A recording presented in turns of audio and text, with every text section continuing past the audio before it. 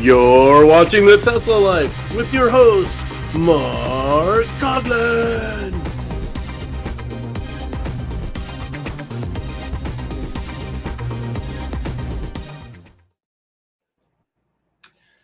Hello, everybody, and welcome to The Tesla Life, number 259. Here we are, the 22nd of, June is almost over, guys. It's amazing how fast these months are flying by. It is. Welcome to the show. Thanks for joining us this evening. Got a bunch of Tesla news to get to, but first, an introduction is in order. We have Mr. Casey Green joining us from the DC area. How are you today, sir? All right. Hello, Moto. Oh, he's wearing the baby sling. Yes. Very good. Very good. And also joining us, we have Mr. Patrick Connor from the West Coast. How are you today, sir? Hello, hello. Happy solstice, everybody. This is the day after. It is. Yeah. Wow. Didn't even think of that. The days are only going to get shorter from here on out. That's it. It's winter starting tomorrow. The first official day of summer was yesterday, and welcome to winter. No, we've got some heat coming. It's going to be a warm one this summer. Yes, that's for sure. Although I have to say that all through the winter months, as we get towards December, I'm always looking forward to that day where we reach the shortest daylight day, because I knew it was just getting better from that day forward. And and now it's getting shorter every day. So it's kind of the opposite. But yeah, the weather's not going to turn on us for quite some time. So we'll deal with it. Yeah. Yep. Hopefully not too many wildfires this summer. Don't need any more of that. That's a big concern on the West Coast, is it not? Mm-hmm. Yeah. Well, we shall see. Tonight, the first story that I have lined up for us tonight is about a GMC pickup driver that pulled into a parking lot, parked in front of a charging Tesla that was plugged into a level 2 charge point, and decided that he was going to go over and unplug the car. Didn't know why.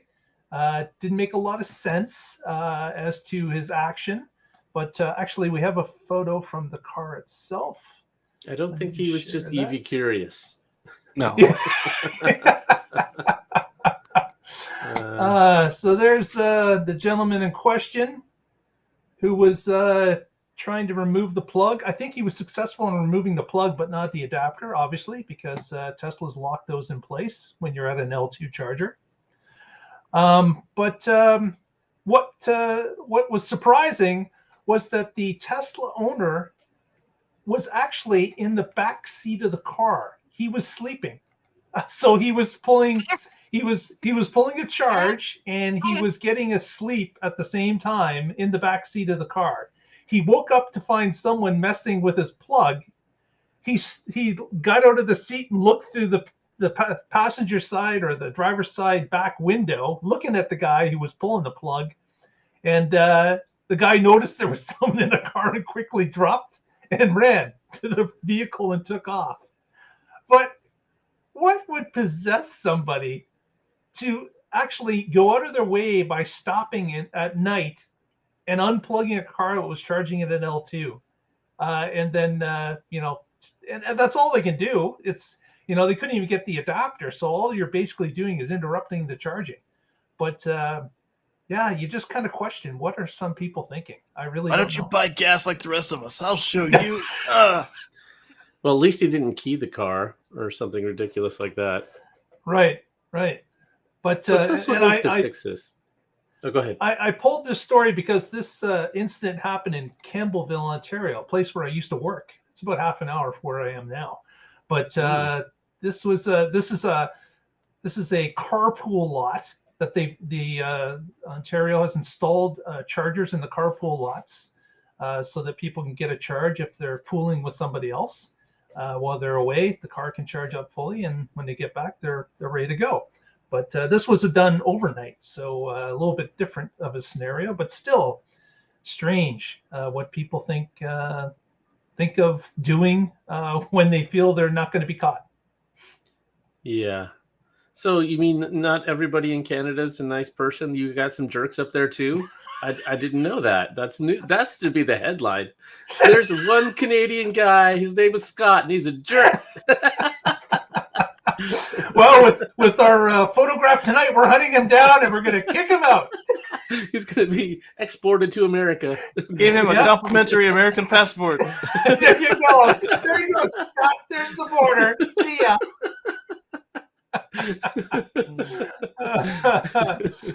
Or now we have a new border with Denmark. Did you guys hear this? Canada and Denmark had an island in the north that was contested. So as good Canadians, we said, well, we'll split it with you, Denmark. So now we have a new land border with Denmark. So maybe we'll drop them off on the island. There you go. You got to stay on the right side of the island. That's right. That's right. Oh, fun. So hey, the adapter. So if he was just plugged in at a Tesla station that didn't need the adapter, it would have been locked. And the guy wouldn't have been able to do anything. Correct. And if you had a Nissan Leaf where you were just plugged in directly with the J1772 without an adapter, it could just lock. Not the first year cars, but the ones after that could lock. And again, he wouldn't be able to unplug it. But with the Tesla adapter, there's no way to lock it. Some people I saw were selling these 3D printed things, and I've got one, and it didn't fit. It wasn't. I don't know. Maybe I bought it from a bad vendor. It wasn't a good one. But I don't know why the Tesla adapter doesn't allow the locking to translate to the J1772. Like when they press their lock, it presses another lock to lock it in. I think Tesla could fix this. They'd have to be a little bit smarter about when they lock it. It would have to be after the communication protocol finished, and not just when there's something shoved in there. Yeah. But they could do it, and that would have eliminated this problem. Especially if this guy's paying to charge, and some of the charging, I don't know what the charging fees were. He would have been paying for it.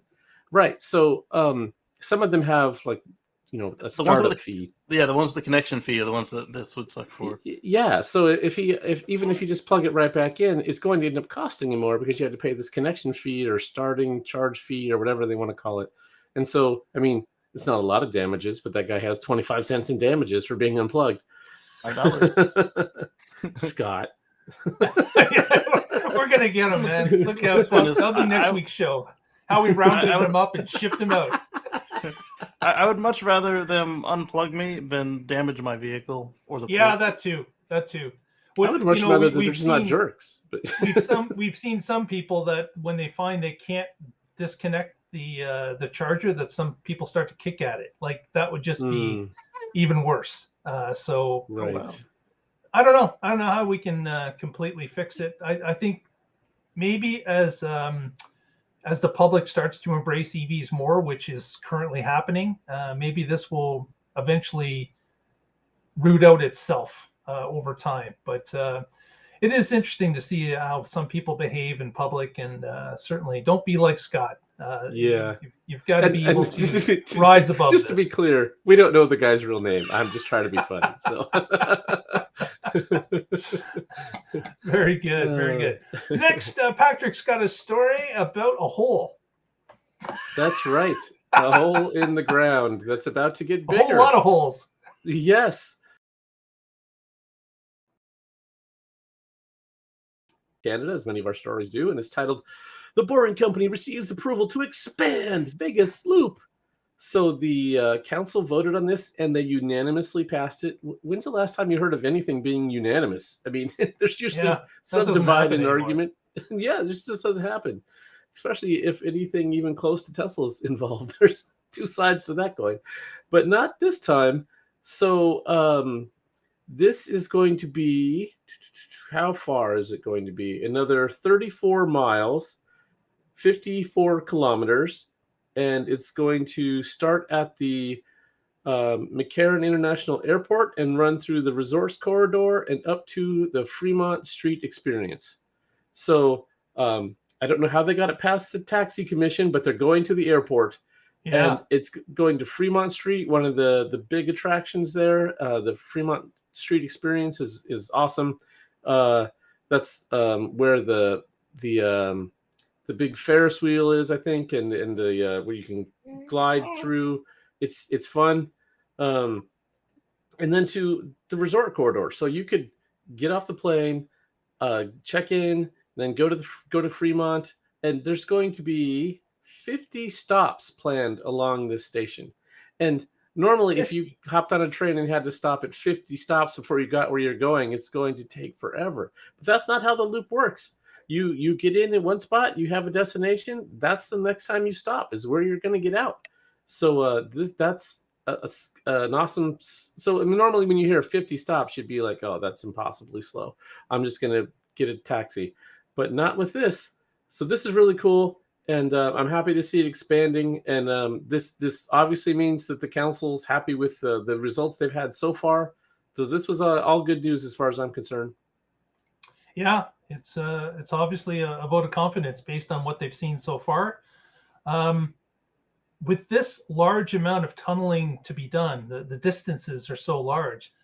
I can't imagine the number of Teslas that are going to be in this expanded tunnel route, because of course, just at the convention center with 3 stops, we've got upwards of 70 vehicles that run that small loop of just a kilometer or 1 mile there and back, so 2 kilometers worth of tunneling.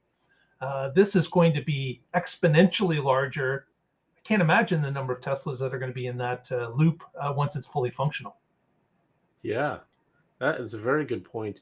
And the cool thing about this is we're going to be able to just go and hop in. Like today, it's only if there's a convention going, and you sometimes have to have a convention badge. And so it's not just open to the public, which makes sense. They've put it in for one specific purpose, and they don't want it just to become a tourist attraction. But with it's not a ride. It's a transport with this system. new one, it can be a ride. Yeah. Right. It's not a ride, Scott, so get out of here. Don't touch that, Scott. That has to be plugged in. Don't touch other people's stuff. That's the lesson for today. Exactly. Yeah, so that'll be interesting to see how the building starts. Actually, we should be seeing a bit of an update from them anyways, from one of the hotels. What was it? The new hotel that it was connecting to the convention center. The name escapes me right now. World Resorts or something along that line. Had the one with the one-way tunnel. Yeah, the one-way tunnel. Yeah. Or the one-lane tunnel, I should say. That'll be interesting to see when that should be opening up soon, because the tunneling was done. So I guess the digger has now moved over to the main event now, which is going to be basically going down Las Vegas Boulevard. It looks like. So they might need to get a couple more diggers. Right? Yeah, would make sense. I'm curious how they'll handle that one-way situation. Will they be on a schedule? Will they call it in? Like, hey, I'm coming down the one-way tunnel.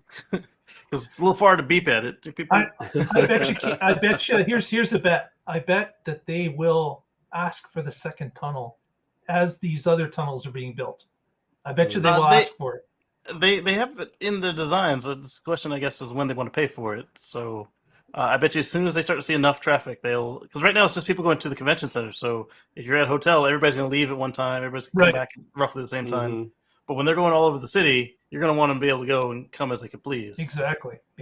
That one-way tunnel goes to Hotel California. You can check out, but you can never leave. Man, we are just full of them tonight. Let me tell you, it's a comedy show. It's a comedy cabaret. Dad jokes all around. Next, this is no joke, unfortunately. Tesla has raised prices again, basically across the board. There's a couple of exemptions, which would be the Model 3 SR hasn't jumped, but almost everything else. Casey, you had a question. So I wanted to point out that everybody has raised their prices, except for the Chevy Bolt and Bolt EUV. They've dropped their prices, despite the fact that all the costs of building the things have gone up. So brilliant strategy, Mary Led. But with this is worldwide. We started to hear North American initially, and then it started to roll to Europe, and we heard about China and Australia as well. So this has gone across the board. So Tesla looks intent on keeping their margins at what they are in order to remain at the profitability they expected their vehicles to be at. And unfortunately, the consumer's going to have to pay more if they want one of these vehicles. Outside of the long waiting lists, the prices are going to be higher. I don't know how many times we said it on this program that if you are getting the vehicle you want and it's available now, it's time to put that deposit in, because something like this can happen overnight or over the weekend, and you're going to end up paying a few thousand or $1,000 more than what you were before. So if you are thinking of something, I wouldn't guarantee that the price are still not going to go up. May not be going up tomorrow, but it definitely could in a week or two or a month. Yep. So keep that in mind if you're on the fence today. The one good thing with Tesla, though, is that, like, since they are trying to lock that margin percentage in, it also means they drop prices. But right now, with the way the supply chains are, it's going to be a while before we see another drop. Yeah, and I'm sure you can find headlines that say that this is horrible and bad signs for Tesla, but I think it's really the opposite. You can't just look at that one piece of data by itself, datum, Right. and you have to look at, they have a huge waiting list, and so they don't want that to continue to grow. And one of the levers you can pull to slow down demand is raise the price. Yeah. And how many people already have their orders in? So these prices actually are only going to impact the people at the end of the line. Right. So now they're guessing at what they're going to have to price it a year from now, because the lines are that long. Over a year from now, yeah. Yeah. So let me commit to sell you this car for $12, even though the price per ton of nickel has gone from $100 a ton to $78,000 per ton. Let me just hope it's going to be okay. Right. Yeah, that's a good way to go bankrupt, isn't it? Just hope it's going to come out in your favor. But it is. Hopefully, Mary's is banking on them emissions credits. Tesla has been pushing this all the way along for the past year plus that they've been doing this, and as Elon had once said that they were looking at starting to cap off orders. Haven't done that yet, except for a couple circumstances, like Cybertruck in Europe was lopped off. That's not happening, so they took that off the website. But that still could happen as these wait times continue to grow. If they do continue to grow, it's getting tougher and tougher for Tesla to guess what their margins are going to be a year or plus from now. So, yeah, you mentioned the Cybertruck. If you have a reservation for a Cybertruck, then you're going to be getting a sweet deal, because by the time that it comes out, vehicle prices might be significantly higher. If you have a reservation locked in at their initial price, you're going to get a sweet deal. I hope that's the case, but I hear that it's not a reservation, it's a deposit. Oh. And it was only $100, and the price of the Cybertruck could definitely fluctuate. So it may not be locked in for Cybertruck deposit holders. So that is yet to be seen. But you have a reservation, right, Casey? On a Cybertruck? Yep, he does. Yep. Yeah. I should have got two at that price. What's your bet? Obviously, Casey, you'd like them to honor the price, but is your bet that they will do so, or do you think the prices will rise?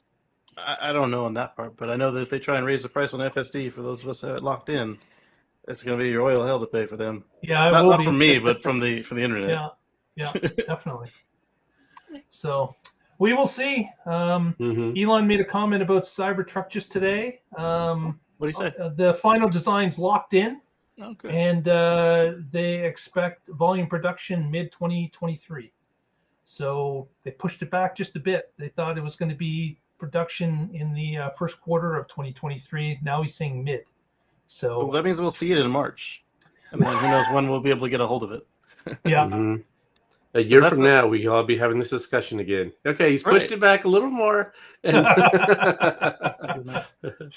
2020, 2 weeks.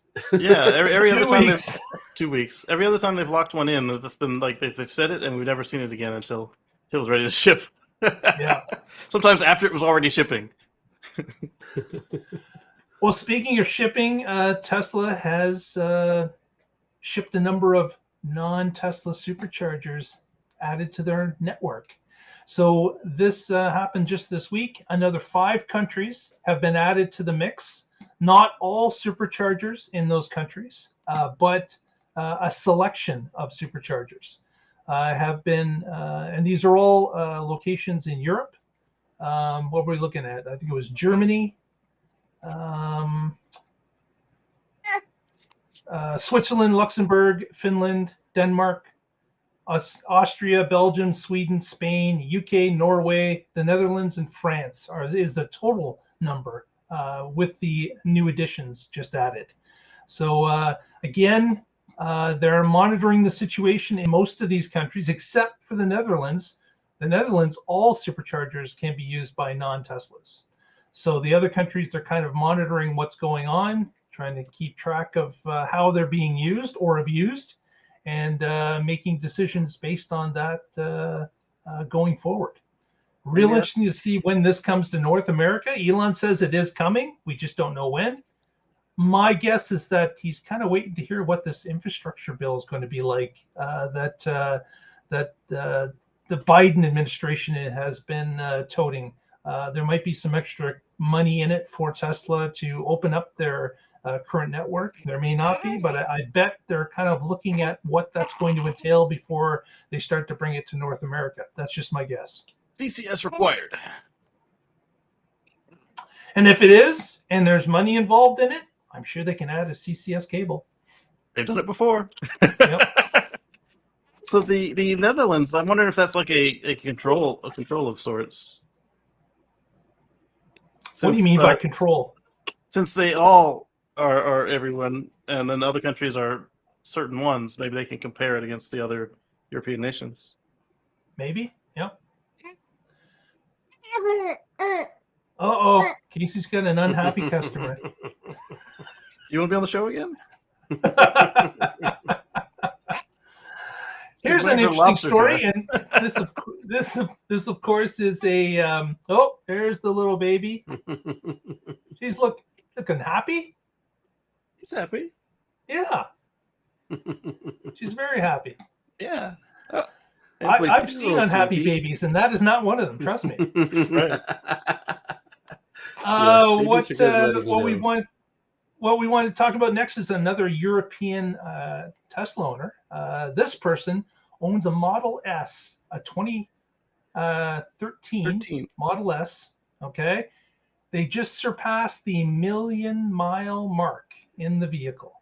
So, 1.6 million kilometers or 1 million miles on this Model S. Wow. Now, the article is linked, as all our stories are, and I invite you to go read it because he does list a number of things that has gone wrong with the car.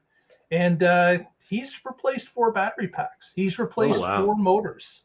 Some under warranty, some not under warranty, depending on the time frame. But he gives a detailed run through of the issues he's had. He still, with this type of mileage, believes that he's gotten out ahead with this vehicle based on the mileage put on the car and how well it's held up to this point.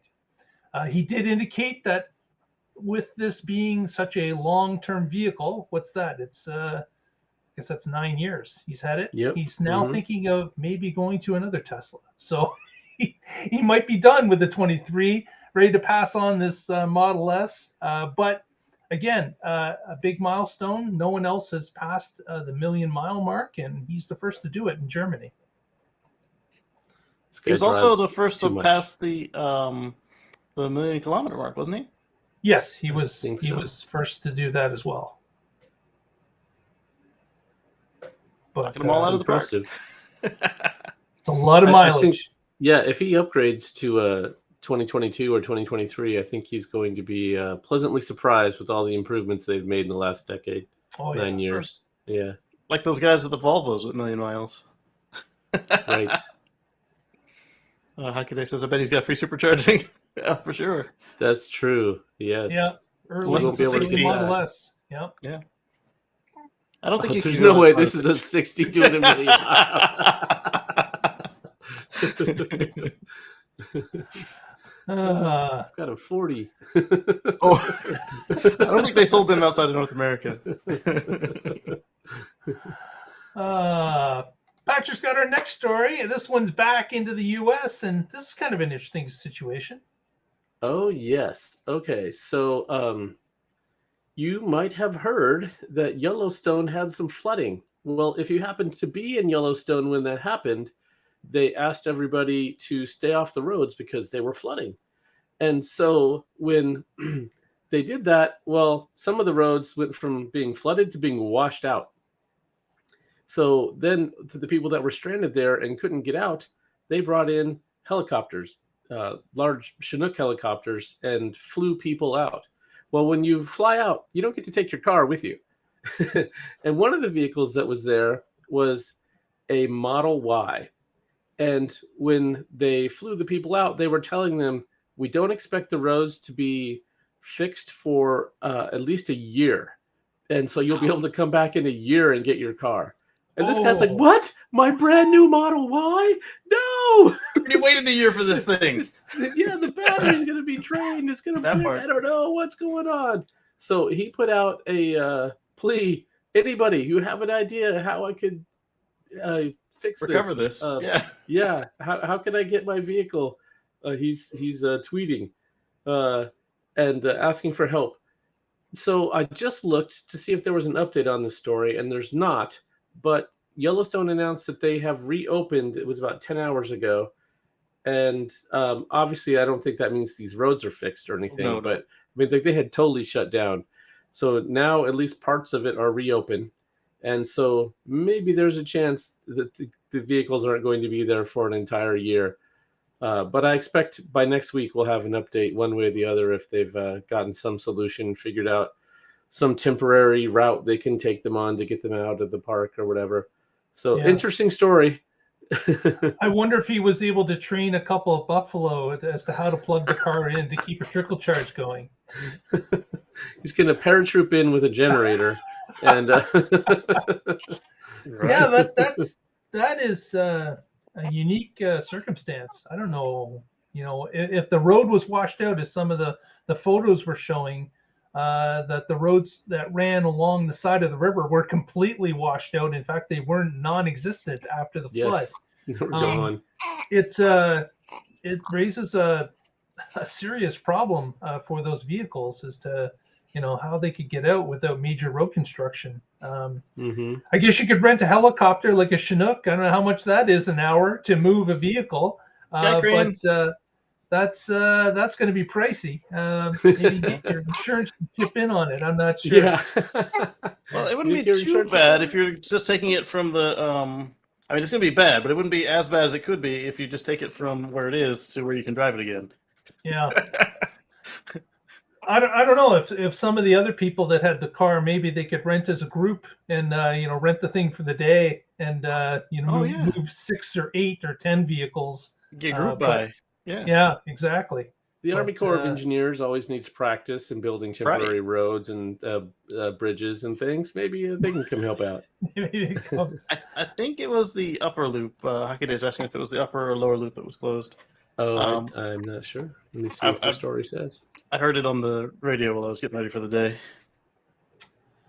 Yeah, that's a unique problem. So we'll have to see if there's an update on that. That'll be interesting to see what happens. Next, Elon congratulated Giga Berlin because they reached the milestone of producing 1,000 vehicles in a week. So these, of course, will be all Model Ys because that's all they produce there at this time. But Berlin continues to ramp up and getting their things in place. I understand that they're sticking to just a couple of colors. I think it's just black and blue. The majority of the cars are just coming out with those colors. So maybe that's something to do with they're getting the paint shop ready to go into these multi coats. Not really sure. But now that they're at 1,000 per week, that will add to the Tesla yearly total, definitely. But they're going to be wanting to go a lot higher than that. So hopefully they will continue in their quest to push out volume. because, of course, Europe definitely is hungry for the Model Y, like every other jurisdiction that the car is offered in. So we will have to see if this is just the first of many milestones to be reached for production amounts at Giga Berlin. Very That good. is cool. Indeed. Well, I couldn't find the answer to Hockey Day's question, but he was hiking on the beaten path trail. So that'll tell You you. could probably at look least, that up. Yeah, exactly. Well, here's a little update to our story last week. Remember we talked about that a certain Chinese city was blocking Tesla owners from driving in the city because the president of China was visiting that city at that particular time. Well, it turns out that there's an update to this, that now the Chinese leadership is holding their annual convention that they perform in a certain town, and now Teslas have been blocked from that city for 2 months for the duration Of ridiculous. this meeting that's happening. So it's not looking like this is going to be disappearing.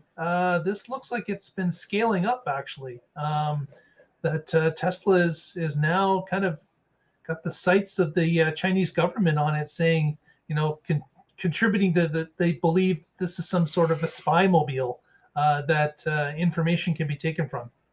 So, do you think this is retaliation for what we did under the previous administration with Huawei and their equipment? Or do you think this is projection? Hey, this is what we would do if we had cars with 8 cameras running other people's countries?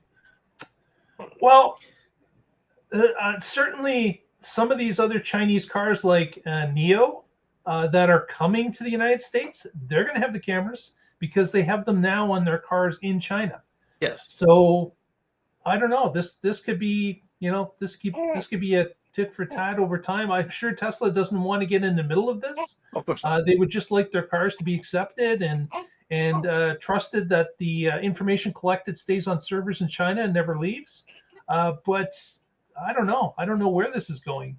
But certainly, Patrick, I think you mentioned this the last time we talked about it, that there's many vehicles that cameras are being added to. This is and not more coming every day. Exactly. This is a trend that will continue. So It's part of the crash testing. Hey, it's got cameras. Let's see how well they work. So will this be an issue for someone like BMW or somebody else that sells vehicles in the country that now are coming with cameras? I'm not sure. We'll have to see. So what I would think, if I was going to be a spy in China, aside from sticking out like a sore thumb, I would get a Chinese car and replace the cameras with spy cameras. And that would drive where I need to go. Right? Yeah. Yeah. It seems unlikely.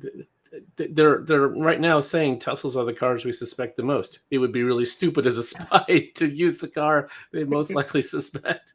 But if I get a Neo or a BYD or an Xpeng or... They'd be like, your car's driving like it's drunk. Yeah, it's blind in one eye, but don't worry about that. We taped up all the cameras. And for the most part, wherever a car can go, there's probably not sensitive information. I mean, if they're smart. Yeah. You'd be pretty foolish to do that. Right, yeah. You don't let cars from anybody drive right past the president or other important people. You have those areas blocked off from all cars, not just ones that happen to have cameras. And I think it's not the fact that they have cameras. I think it's the fact that they are worried about where that data is going and whether or not they can control it.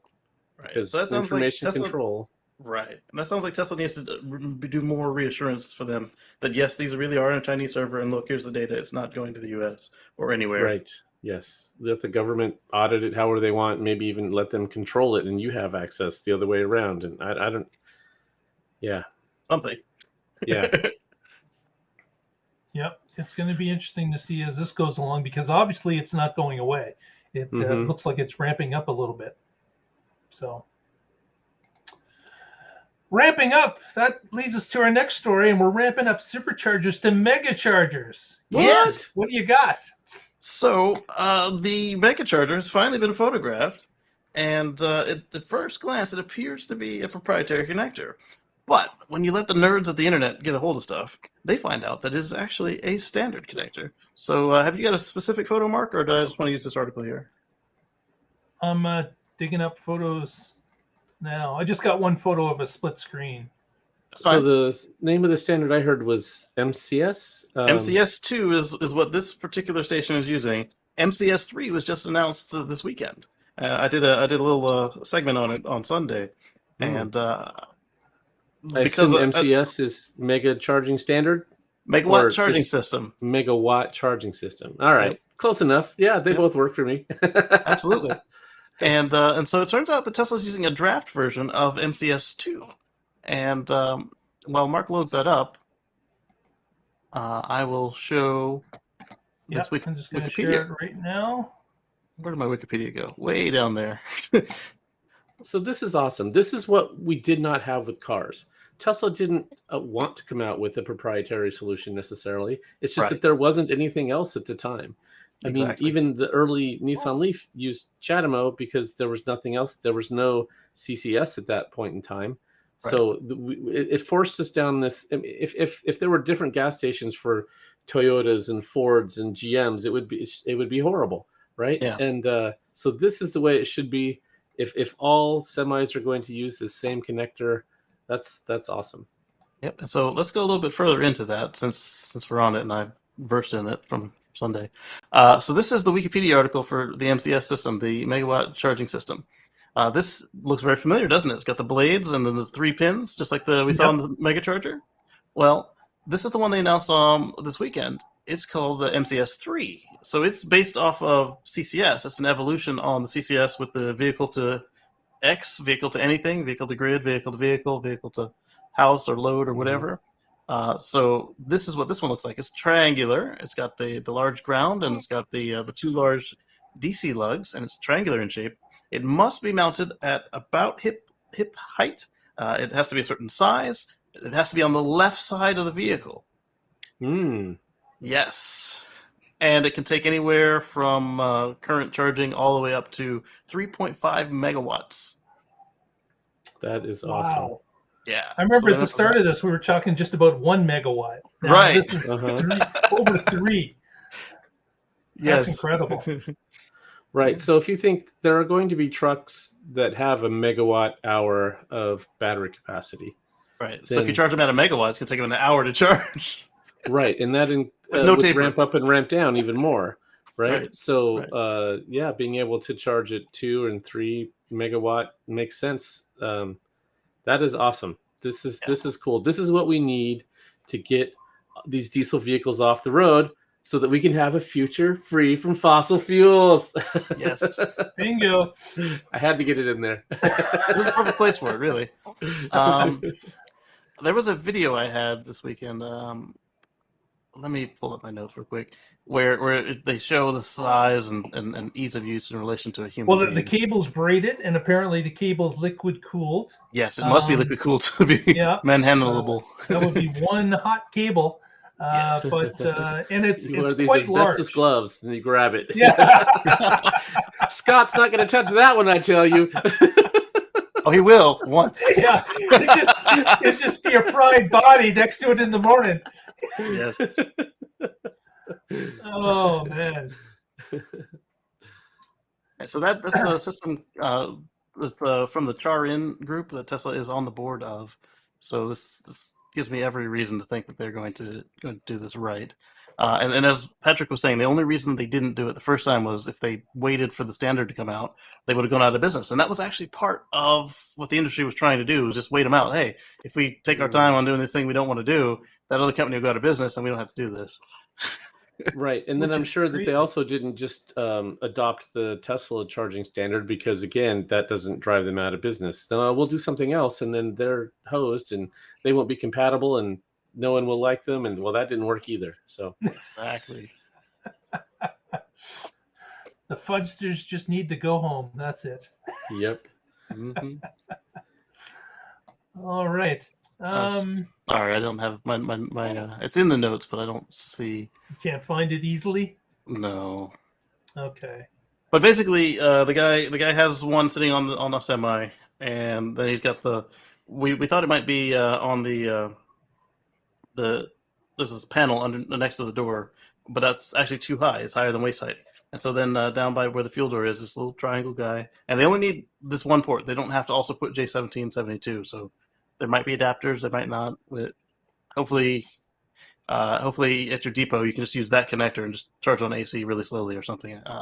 It's not clear how you're going to. But obviously, this is what Tesla's going to be using out of the gate because this is the first installation at a third-party company, Frito Lay in Modesto, California. So it'll be interesting to see maybe the test can begin now that these chargers are active and the semi can start to roll and carry these heavy boxes of chips that are going to be traveling up and down the road. Heavy boxes of chips. JT says nice plug. And Akide asks if this is any relation to Elon's mention of child's toy. I would say yes, because even MCS2 does make 350 volts, 350 kilowatts, and 400 kilowatts, or whatever ports were saying they could do. It does make it look pretty lame because MCS2 will do 750 kilowatts to some amount of megawatts, and then MCS3 is 3.5 megawatts. Nice.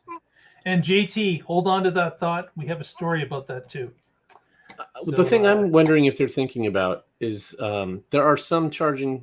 No, I should say there are some places where semis can stop overnight and so that the driver can sleep, and they have shore power connections, right? So that you don't have to run the diesel so that you can have heat and electricity. Instead, you can plug it in, and so it would be nice if there was these cabs would support a similar type of situation where you can run in shore power mode, but not block the mega charger that other vehicles might need to get 20-minute charge and get back on the road.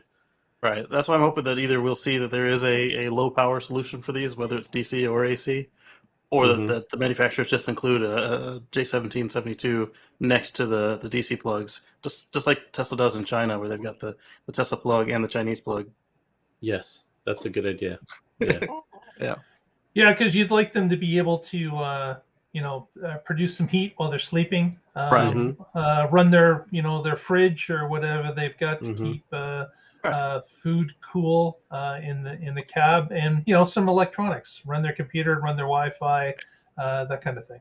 Or if you have a small family installation, you might be able to afford to pay a third-party charging network to charge your rigs up, but you might not be able to pay for the multi-megawatt connection plus the demand fees plus the charging unit. Whereas if you're a family unit, everybody comes in and they do their work during the day, and at night the trucks can stay there charging on what is the equivalent of level 2. Although I would have to say also that these larger batteries that are in these semis, they should be able to support the vehicle for 8 hours easily, running some incidentals, as opposed to our batteries where they're only 77 kilowatts. These may be 200, these may be 500 kilowatts. Right, but sometimes you have what's called a reefer, where you have a refrigerated cargo, and that's a little more significant. And still, you'd rather be plugged in, so that when you do leave, you're not at 70%, but you're still at 99% or whatever. Right. Interesting you should mention that, Patrick. I was at a trucking show this spring, and they were debuting some of the new Thermal King, which is a manufacturer of reefers, that are placing solar panels across the entire roof of the 53-foot reefer, and that is feeding in to electrically drive the cooling system at the front of that trailer. So they're just now doing this. and they also give you the ability to, it's got a battery in it as well that you can plug it in when you're done for the night, and it can charge up, and then in the morning you've got a fully charged battery, plus the solar panels keep it topped up all through the day. That's awesome. So going to cost a little bit more, obviously, because there's more stuff involved, but over the long haul, less maintenance, because there's no ICE motor pumping fuel into it to keep it running. So there's another thing with this is sometimes you have the depots where they want to drop the trailer and get on with life. For the reefer units, they would have to figure out shore power, but if it's got the solar, they can just make sure it's not covered up. Yeah. Right. Yeah. Don't park that one under the tree. Yeah. Yep. And they would also save Uh-oh. I the lost business, Casey. Walmart or Amazon or somebody. Yeah. Casey, you're breaking up a little bit, but I think we got you back. Oh, sorry. Yeah. So Yep. if it's somebody that measures the beams, they can easily say, yeah, we would actually rather pay a little bit up front to own these trailers than to have to do it the old fashioned way. Yeah. Yeah. Definitely. Next story. Cars.com did a study on the vehicles that are sold in the United States, and they wanted to find out which vehicle has the most American parts in it. And no surprise to us, the Model Y and the Model 3 came out at number 1 and number 2. Number 5 was the Model S. Number 6 was the Model X. So Tesla had 4 positions out of the top 10. And of course, they owned the number 1 and number 2 spots for the most American-made vehicle in the United States.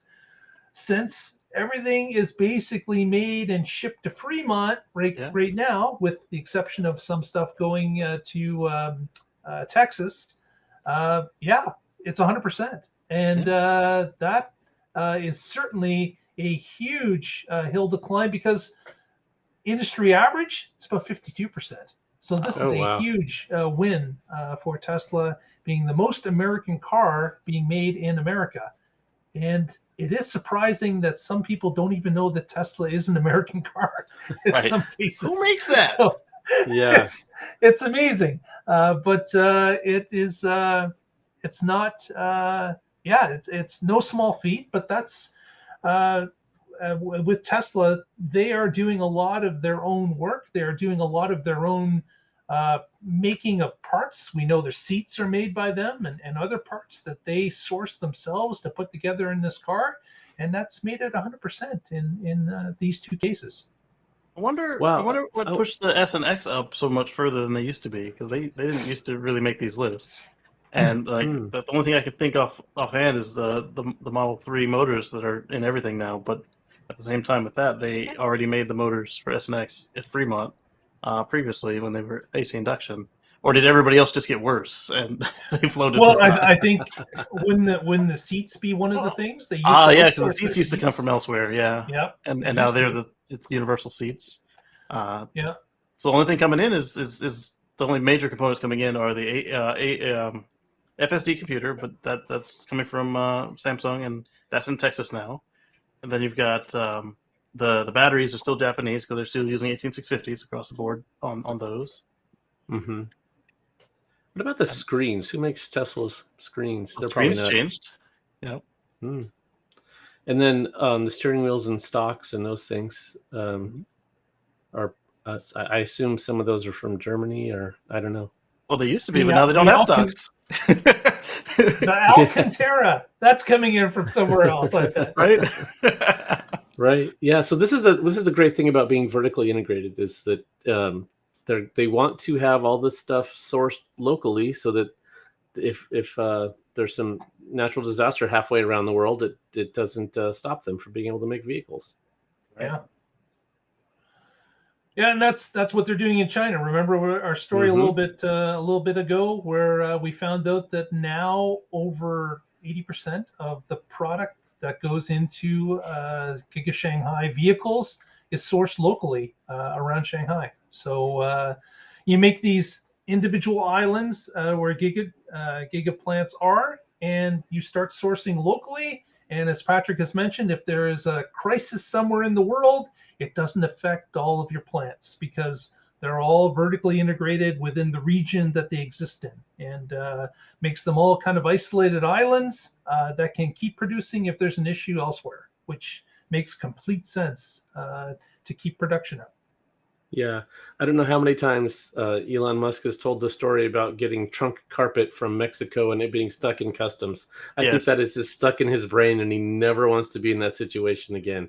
Right. Yep. Yeah, because like even on his latest interview, he's like, yeah, we looked at selling them without trunk carpet, but no. Especially the back of the Model S is not a pretty sight without carpet. It covers up a few sins. It does. Well, it's interesting, Patrick, that we may as well mention that if you have interest in Elon's interview with Silicon Valley, part 3 has been released just yesterday. Oh, okay. So you can get out cool. and see that now on their YouTube channel if you want to see part 3 of 3, just released. If their channel wasn't marked as kids, I'd get a notification, but you can't get notifications on kids' channels. That's looks weird. like an error on their part. I've been bringing it to their attention. Obviously, And they're not quick on the uptake, Casey. Well, they error on YouTube's part of all the things you should restrict on a kid channel. Notifications, really? Yeah. Right. I understand chat, but they obviously mark each video as not a kid's video because you can chat on their videos. Weird. Oh man! But clearly, like Elon said, all input is error. So if you have to tell it that, then YouTube screwed up. Yeah. Now, JT24 mentioned this earlier. Casey, what's up with Aptera solar vehicle? That's got a connection to Tesla this week. What is that? It is. So we saw earlier on the very early prototypes, we saw glimpses of the Aptera charge port was actually the TSLA2 connector. And it was a Tesla charge handle with the Aptera logo on it. And Chris Anthony was interviewed or doing a video, and he said that years ago we saw the evolution of J1772 connector, and I think we all marveled at the inadequacy of the connector. It was big, clunky, and it looks like a hairdryer. It wasn't at all elegant. Then the one Tesla brought up their plug, and it was beautiful, elegant, and with a little handle you could easily plug into your vehicle. And then there's a comparison picture between the CCS connector and the Tesla. Well, the Tesla One connector for everything, DC and AC. Those are some stealth burns there on the J1772. He's not, coming out and saying, this is a sucky piece of crap, but he's saying it's a sucky piece of crap. Exactly. And so he goes beyond that, beyond saying that the Tesla connector is nice and that the standard one is garbage. He said that every manufacturer should switch over to the Tesla connector. And the author of the article goes on to say he doesn't think it'll happen because Tesla just kind of folded like a cheap suit in Germany and Europe, and they have no incentive to do anything about it here in the U.S. Yeah, but it is interesting that when the Aptera solar car came out, one of their early versions, someone noticed that the plug-in that they had on the vehicle was an actual Tesla plug-in. So of course that threw up all sorts of rumors of, oh, they've got to deal with Tesla, blah, blah, blah. They're going to share the charging network. Well, of course, no, that was not the case back then, over a year ago. But the CEO, or I guess they just had an opening, an unveiling of their most current version of the vehicle. They're getting close to a build vehicle. They're not quite there yet. I understand that the next one will be the build vehicle. But what they're showing off as of this week was their newest. And in an hour-long interview with some of the leadership of the company, they indicated that they would love to have the Tesla connector on their vehicle. I got to believe that they've reached out already to Elon or somebody to say this publicly, can we share your network? Like, I got to believe that that's coming, that they are somebody that is actively trying to get Tesla to agree to that, because they seem so positive about the charger for the past over a year. So I got to believe that they're hoping that they can strike some sort of deal with Tesla to use the superchargers. Yep.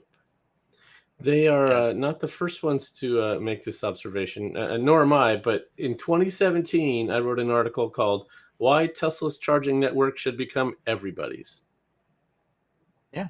And it's only like Tesla's still running away. They're what, over 2/3 of the market even today, like deployment. So if anybody were to move, it wouldn't hurt the others to move to the Tesla standard or to get adapters. Ford was so busy making an adapter for J1772 to TSLA2, perhaps they can make one the other direction. I'm sure they could if they wanted to. Absolutely. Oh, absolutely. But it's kind of interesting. I wonder how the Aptera vehicle will do. I understand they're at 25,000 reservations at this point, so they're getting up there. It'll be interesting to see if they can strike some sort of deal with Tesla. It would be nice that another manufacturer strikes a deal with Tesla if it's, if it works for Tesla as well. Obviously, there has to be some reimbursement for the network that's already there. They have to have the same standards so they can read what's charging's going on. So Aptera would have to adopt some of Tesla's protocols, I'm sure. But I think Tesla would insist this you would be use the a pretty Tesla good app. fit. Yeah, I think this would not be a bad fit for Tesla. And if it happens, though, I can then see other manufacturers seriously considering getting on board versus just talking about it and forgetting about it like we saw in the past. Yeah. Oh, I disagree. We might see some other startup like Aptera try, but the big boys are already fixed in their ways, and I don't think they're willing to. It only endorses or legitimizes Tesla. They're never going to do it. But at the same time, if Tesla were to look at spinning off the charging network or something like that, so it was a little more agnostic, you're not seeing Tesla in your face every time you bring an off-brand there. Depending on how this situation goes in Europe, I could see them coming around. I'm not holding my breath that it will happen, but I can see a world where it does happen. What they need to do is where it says Tesla in red, is they replace that with some sort of LED signage. And then when the car plugs in, it just says somebody else. Just get a whole lot of nada stickers to put in front Nada, of it. yeah, not a Tesla. Yeah. Just light it up like a motel, not a Tesla. That would work. Absolutely. Very good. Well, that's the news for the week.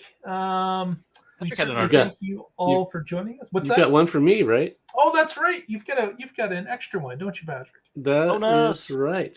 Yeah. The one more thing. So if you've got that image that I sent that you can share. I'm searching for that right now. So as we mentioned at the top of the show, yesterday was the solstice, the summer solstice if you're in the northern hemisphere. And that makes it the longest day of the year. And here where I'm at in the Portland area, the sun rose at 5:23 and didn't set until 9:04. Nice. So that's 16 and a half hours of sunlight. That was a long day, and which means a lot of solar production. So I sent Mark an image of my solar production. And let's see. I'm just downloading it now. Sorry, Patrick. I thought I had downloaded it already. I was looking for the button. Got it. Okay, Yeah. here we go. There we go. Okay. So you can see I made 76.5 kilowatt hours during the day, which is enough to charge a Tesla Model 3 from completely empty to full. The long range one pre-2021. Yeah, are you seeing it now? Yeah, we see it. Okay. Can you make it bigger? That's what she said. Who said that?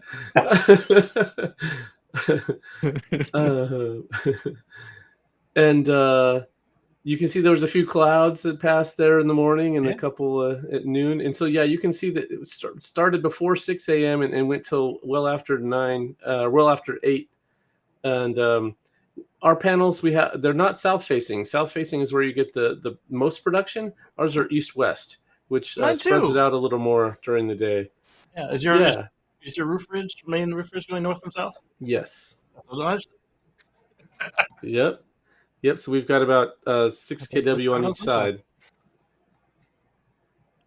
Most of mine are on the front. You've got it basically east-west to just prolong the length, and you've got enough panels to cover what you need. So you can have that little bit less intensity during the day, but it spreads it out. Yeah. Right. Yes, and it's actually much better for the grid that way. Although most of the time for us, we're today on this stuff we were certainly feeding into the grid quite a bit. In fact, that was one of the points I wanted to make, and you pulled the image off before I could get to that one. Oh yeah, I got it now. So of that 76 we made, almost 50 of it went into the grid. So like 2/3 of it went into the grid yesterday. So we are banking kilowatt hours, even though we have power walls. When you're making this much, it's our power walls are We've got 3 of them, and they're 13.5 each. So what is that? 45. Anyway, it's we could fill those up and still export to the grid. That's why I got these. Yeah, so you use those power walls as a buffer of sorts, right? That you can use them for storms. You could use them for when the energy price is high. Exactly. You could use them for a number of purposes, but you're always retopping them up so your emergency plan B is already ready to go.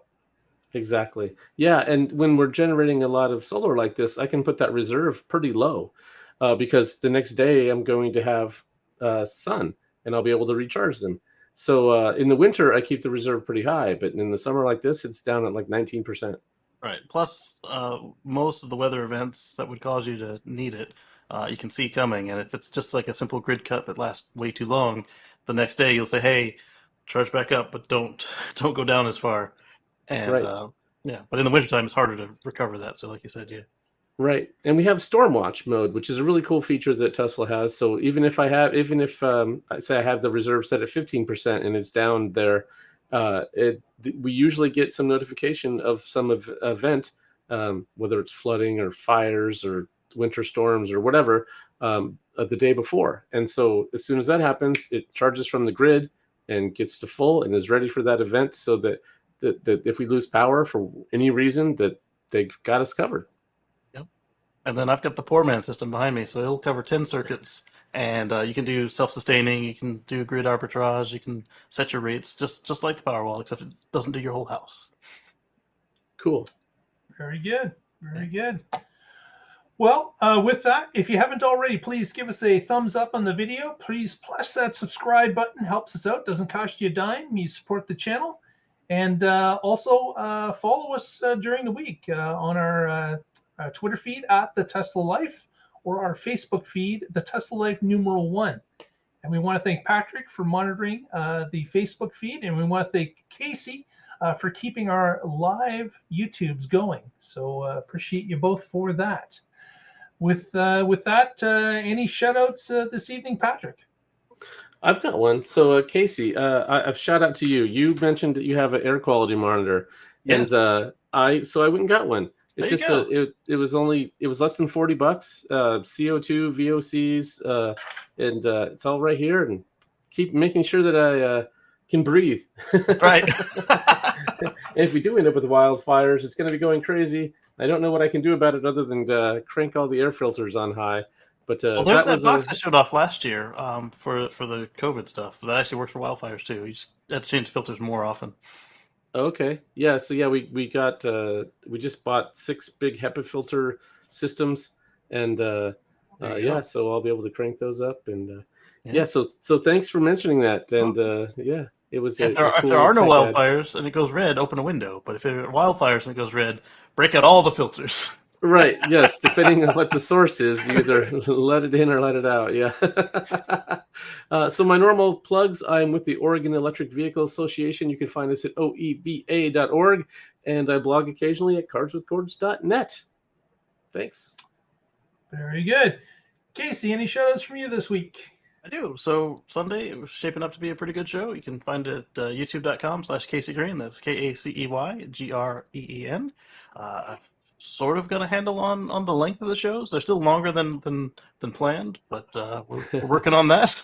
It's kind of fun because the hosts and the guests kind of come in and out throughout the show. So it's like Cool. who you start with is not who you end with. Except for you. Except for me. And I hope so. When it's on the Casey Green channel.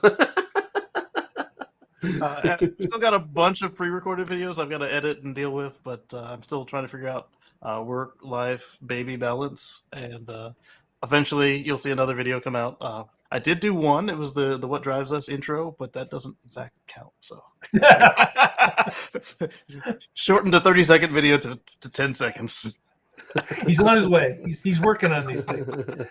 Patrick, David in the chat would like you to link a link to the monitor. Maybe you could put that in the YouTube show notes. Oh, sure. Yeah. I mean, there were a bunch of them. This was just one of the cheaper ones. So, I mean, there was nothing special about it. But yeah, I can. Yeah, if you're happy with it, post a link to it. Yeah, I at least bought it's one, used it place for a couple drive. days. I liked it, and so I bought 2 more to put in the other spots in the house. There you go. There you go. 'cause My wife there's is some not bad ones happy out with there. the one that's by the stove. She's like, it's constantly beeping. Like, guess what? Is We it- have a natural gas stove. So that's why I was about to say. Yeah, That's what happens with yeah. ours. My wife starts So- cooking, and the thing goes because all Uh-huh. that indoor air pollution. Because Right. of the natural yes. gas stove. Yeah, that's the methane stove. Yes, thank you. Fossil The methane, methane not stove, natural yes. gas. Yes. Doesn't sound as good, does it? Yeah. No, the one at our house is that electric eye, but it's under the tempered glass, so it's not as ugly as the coils. But when we move back there, what I want to do is replace it with an induction unit because Right. it's That time. is also in my plan. Get rid of this. We're electric stuff. already here. Oh, nice. Ahead of the curve.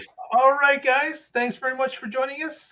Thanks for watching. Again, give us that thumbs up, a subscribe, and we will see you all next week and find out what's happening in the Tesla life. Thank you, Lee Moon. Stay positive. Stay negative. Have a great week, everyone.